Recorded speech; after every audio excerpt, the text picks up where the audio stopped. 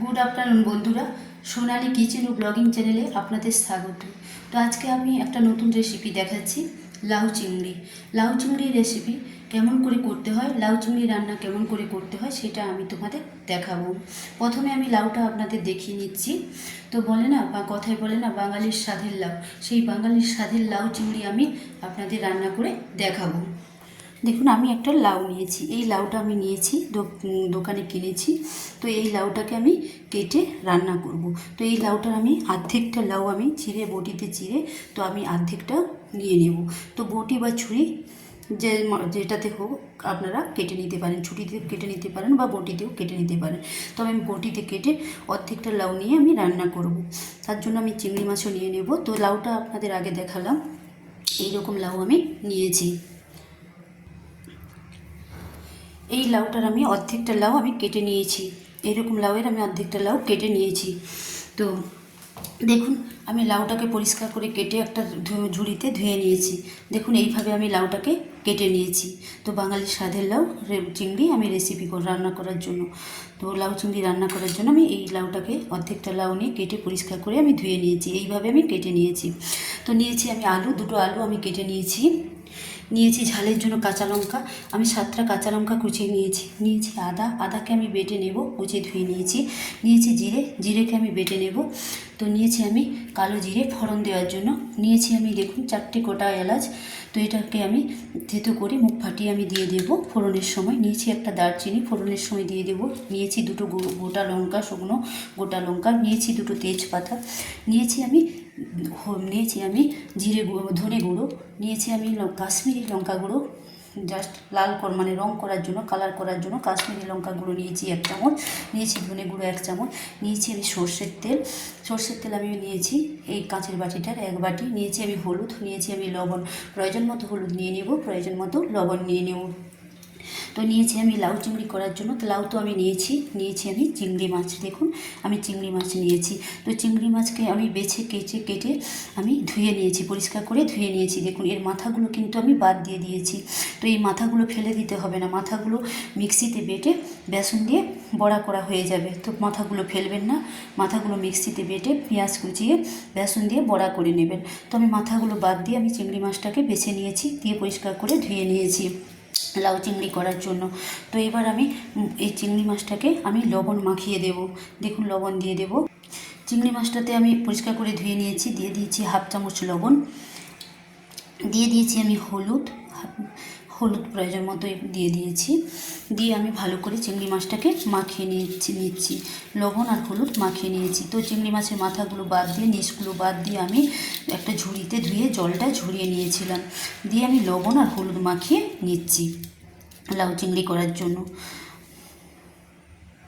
তো আদাটাকে আমি পেস্ট করে নেব মিক্সিতে, জিরেটাকেও আমি পেস্ট করে নেব। কড়াইটা আমার গরম হয়ে গেছে। তো আমি সর্ষের তেল দিয়ে দিয়েছি। প্রথমে লাউ চিংড়ি করার জন্য, আমি রান্না করার জন্য সর্ষের তেল দিয়ে দিয়েছি। প্রথমে চিংড়ি মাছটাকে আমি ভেজে নেব। তেলটা আমার গরম হয়ে গেছে। তো দেখুন, আমি চিংড়ি মাছটাকে ভেজে ধুয়ে যে লবণ হলুদ মাখিয়ে রেখেছিলাম আমি ভেজে নিচ্ছি।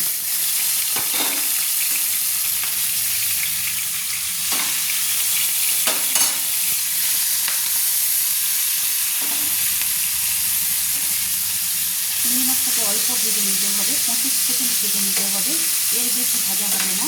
কারণ চিংড়ি মাছটা তাহলে শক্ত হয়ে যাবে, শক্ত হয়ে গেলে খেতে রাবারের মতো লাগবে।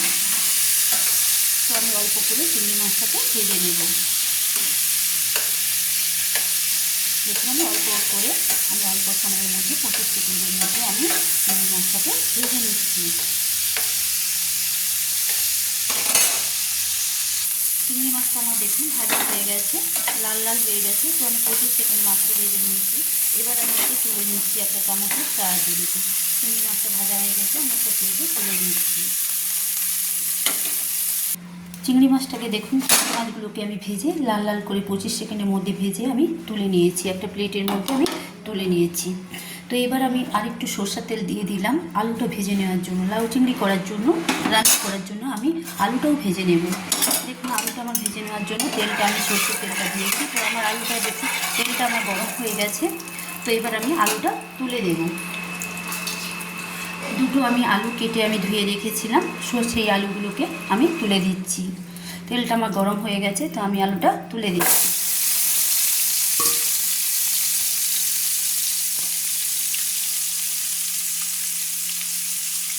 দিয়ে দিচ্ছি দেখুন প্রয়োজন মতো লবণ, হাফ চামচ লবণ দিয়েছি আমি সামান্য হলুদ, আর একটু হলুদ দিলাম। দিয়ে আলুটাকে আমি নেড়ে নিচ্ছি ভালো করে ভাজার জন্য। তো আলুটাকে আমি লাল লাল করে ভেজে নেব।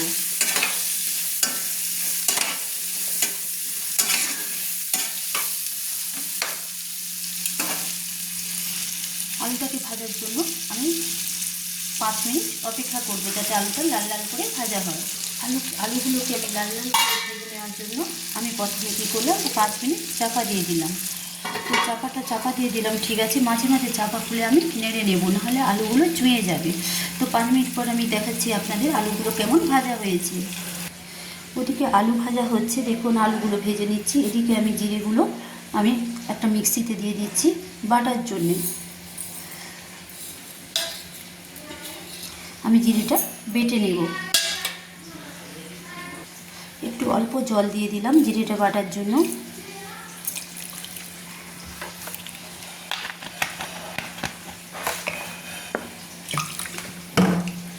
এবার আমি মিক্সির মধ্যে বেটে নেব। তো এবার দেখুন আমি মিক্সিতে দিয়ে দিয়েছি, আমি মিক্সিতে বোলটা দিয়ে দিয়েছি বেটে নেওয়ার জন্য। তো সেম আমি আদাগুলো এইভাবে পেস্ট করে নেব। দেখুন আমি জিরেটা বেটে নিয়েছি, মিক্সিতে পেস্ট করে নিয়েছি, আদাটাও আমি মিক্সিতে পেস্ট করে নিয়েছি।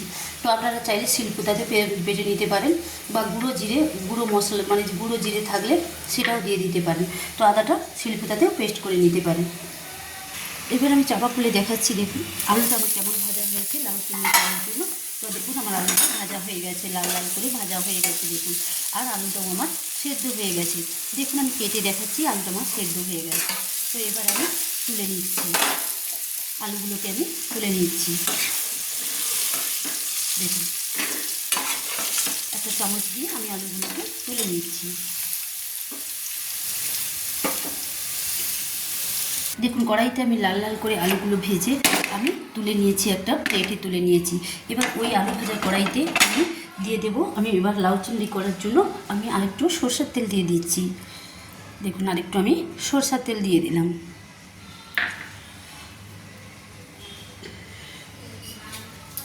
তেলটা আমার গরম হয়ে গেছে, দেখুন তেলটা আমার গরম হয়ে গেছে। তেলটা আমার গরম হয়ে গেছে, তো আমি ফোড়ন দেওয়ার জন্য দিয়ে দিলাম কালো জিরে। তো দিয়ে দিলাম আমি 2টো তেজপাতা, দিয়ে দিলাম আমি 2টো শুকনো লঙ্কা, গোটা লঙ্কা দিয়ে দিলাম আমি দেখুন 4টে আমি এলাচ মুখটা থেতো করে রেখেছিলাম। দিয়ে দিলাম একটা দারচিনির টুকরো, দেখুন একটা দারচিনি আমি দিয়ে দিলাম। দিয়ে আমি নেড়ে নিচ্ছি।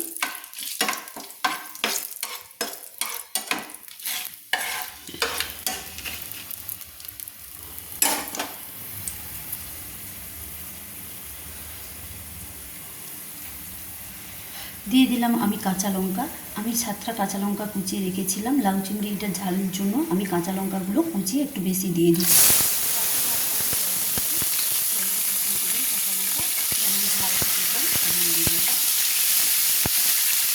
আমি নেড়ে নিচ্ছি ভালো করে।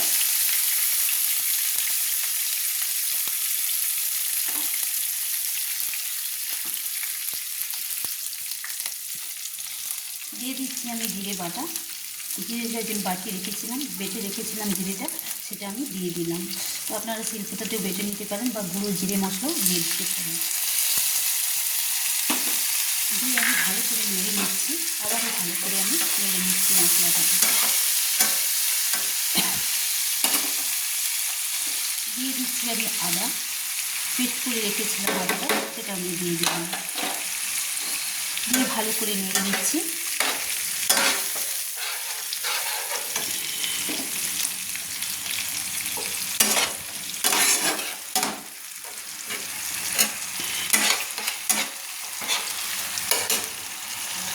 দিয়ে দিলাম আমি ধনে গুঁড়ো, 1 চামচ ধনে গুঁড়ো আমি দিয়ে দিলাম।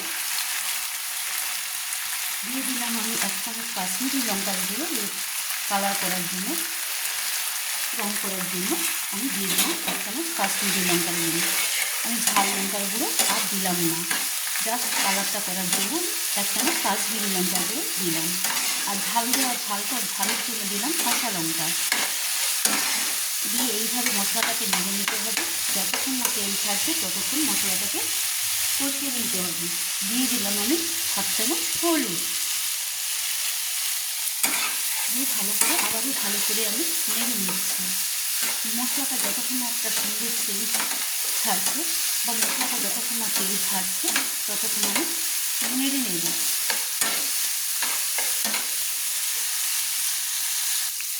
মশলাতে আমি দিয়ে দিলাম 1/2 বাটি জল,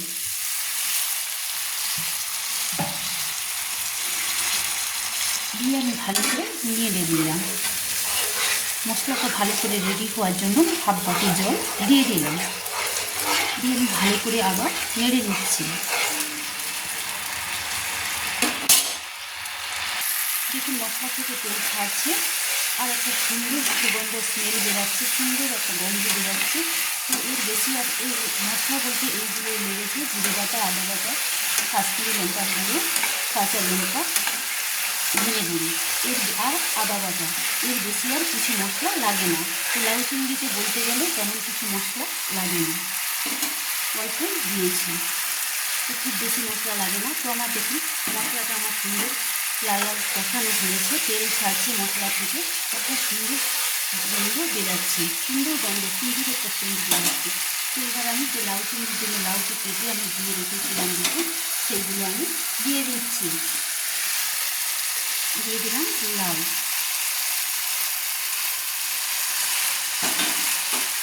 দিয়ে ভালো করে আমি নেড়ে নিচ্ছি।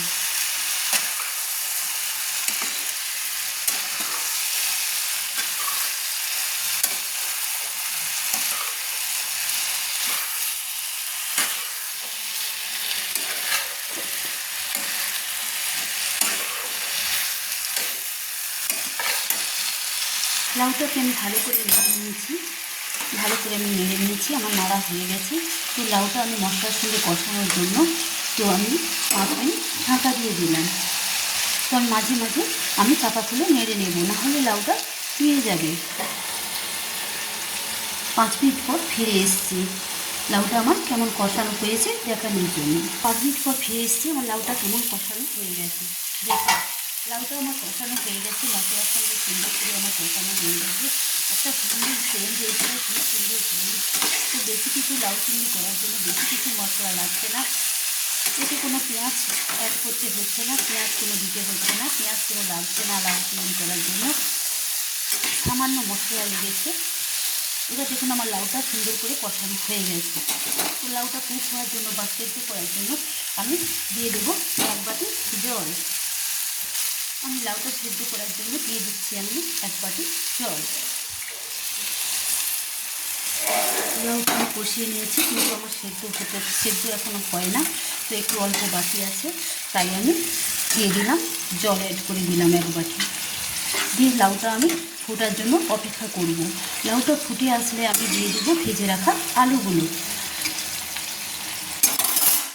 তো আমি 5 মিনিট আমি আবার কুক করে নেব, 5 মিনিট আমি সেদ্ধ করে নেব লাউটাকে। তো তার জন্য আমি 5 মিনিট ঢাকা দিয়ে দিলাম। মাঝে মাঝে আমি চাপা খুলে আমি নেড়ে নেব, নাহলে লাউটা চুয়ে যাবে। 7-8 মিনিট পর ফিরে এলাম আমার লাউ চিংড়ি করার জন্য। লাউটা আমার কেমন সেদ্ধ হয়েছে দেখুন, লাউটা আমার ফুটছে, কি সুন্দর ফুটছে দেখুন, আমার লাউটা কি সুন্দর ফুটছে। তো লাউটা আমার হয়ে এসছে, তো লাউটা আমি কেটে দেখাচ্ছি আপনাদের। দেখুন লাউটা আমার সেদ্ধ হয়ে গেছে, দেখুন লাউটা আমার সেদ্ধ হয়ে গেছে, আপনাদের আমি কেটে দেখাচ্ছি। দেখুন লাউটা আমার সেদ্ধ হয়ে গেছে, তো আমি কেটে দেখালাম লাউটা সেদ্ধ হয়ে গেছে। এটা আমি হাতে টিপে আমি দেখাচ্ছি, দেখুন লাউটা আমার সেদ্ধ হয়ে গেছে। তো এবার আমি লাউটা যেহেতু আমার ফুটছে, সেহেতু আমি আবার দিয়ে দেবো ভেজে রাখা আলুগুলো। এবার আমি লাউটা সেদ্ধ হয়ে আসলে ভেজে রাখা আলুগুলো দিয়ে দিতে হবে। তো আমি ভেজে রাখা আলুগুলো দিয়ে দিলাম, দিয়ে আবারও আমি ভালো করে নেড়ে নিলাম। তো আমি যে লাউটা সেদ্ধ করার জন্য যে আমি 5-7-8 মিনিট চাপা দিয়ে রেখেছিলাম, তো মাঝে মাঝে আমি খুলে নেড়ে নিতাম, নাহলে লাউটা বসে চুয়ে যাবে। তো নেড়ে নিয়েছি।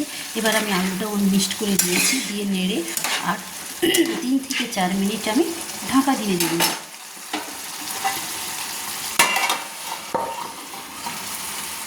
এবার আমি 3 থেকে 4 মিনিট চাপা দিয়ে দিলাম, তার মাঝে আমি একবার নেড়ে নেব। আমি 2 মিনিট পর চাপা খুলে দেখাচ্ছি আমার লাউটা, যে আলু দিয়েছিলাম লাউটা আমার কেমন হয়েছে। দেখুন লাউটা ফুটছে, আমার হয়ে এসছে, রান্না প্রায় কমপ্লিট হয়ে এসছে। তো এবার আমি দিয়ে দিলাম ভেজে রাখা চিংড়ি মাছগুলো, লাউ চিংড়ি করার জন্য ভেজে রাখা আমি চিংড়ি মাছগুলো দিয়ে দিলাম। তো আপনারা চাইলে আরও বেশি চিংড়ি মাছ দিতে পারেন।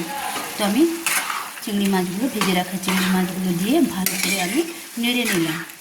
তো আমার লাউ চিংড়ি কমপ্লিট হয়ে এসছে। এবার আমি দিয়ে দিলাম, দেখুন যেহেতু লাউ চিংড়ি করছি, তো সেহেতু আমার লাউ চিংড়ি করার জন্য একটু আমি চিনি দেব। তো লাউ চিংড়ি করার জন্য একটু চিনির প্রয়োজন, তাই আমি একটু মিষ্টি মিষ্টি হলে, একটু অল্প মিষ্টি হলে ভালো, না মিষ্টি তো একটু ঝাল একটু মিষ্টি হলে ভালো, তাই আমি 1/2 চামচ চিনি দিয়ে দিলাম স্বাদের জন্য, দিয়ে দিলাম। তো আমার রান্না কমপ্লিট হয়ে এসছে। যেহেতু আমি গোটা এলাচ দিয়েছি, আর গুঁড়ো এলাচ আর গুঁড়ো গরম মশলা আমি দেবো না। আপনারা চাইলে গুঁড়ো গরম মশলা দিতে পারেন, 1 চামচ ঘি দিতে পারেন নামানোর সময়। তো ঘিটা 1 চামচ যদি দেন নামানোর সময় দেবেন। তো আমি দিচ্ছি না, আমার লাউটা রান্না হয়ে এসছে। আর 2 মিনিট পর আমি আপনাদের লাউ চিংড়ি করে আমি কমপ্লিট করে আপনাদের দেখাচ্ছি। তো আপনারাও এইভাবে লাউ চিংড়ি রান্না করে খেয়ে আমাকে লাইক কমেন্টস করে জানাবেন কেমন হয়েছে। তো আমার সব বন্ধুদের আমার লাউ চিংড়ি রান্না ভিডিওটা দেখার জন্য অনুরোধ রইল, এবং পাশে থাকা এবং সাবস্ক্রাইব করার জন্য অনুরোধ রইল, পাশে থাকা বেল আইকনটি টিপে দেওয়ার জন্য অনুরোধ থাকবে। কারণ যদি বেল আইকনটি সাবস্ক্রাইব করেন, বেল আইকনটি টিপে দেন, তাহলে আমার পরবর্তী রান্নার নতুন নতুন রান্নার রেসিপিগুলো আপনাদের কাছে সহজে পৌঁছে যাবে। তো দেখুন লাউ চিংড়ি একটা সহজ পদ্ধতি, আমার বেশিক্ষণ রান্না করতে লাগে না। 40 মিনিট আমি রান্না করেছি লাউ চিংড়ি। 40 মিনিট রান্না করলে লাউ চিংড়ি কমপ্লিট হয়ে যাবে। তো আমি আর 2 মিনিট লাউ চিংড়ি কমপ্লিট হওয়ার জন্য আমি আর 2 মিনিট পর ফিরে এসেছি, তার জন্য আমি 2 মিনিট চাপা দিয়ে দিচ্ছি। 2 মিনিট পর আমি চাপা খুলে দেখাচ্ছি আমার লাউ চিংড়িটা কেমন কমপ্লিট হয়েছে। দেখুন আমার লাউ চিংড়ি রান্না একদম কমপ্লিট হয়ে গেছে। তো আমি রান্না কমপ্লিট করে নিয়েছি, আমার লাউ চিংড়ি রেসিপি একদম কমপ্লিট হয়ে গেছে বন্ধুরা।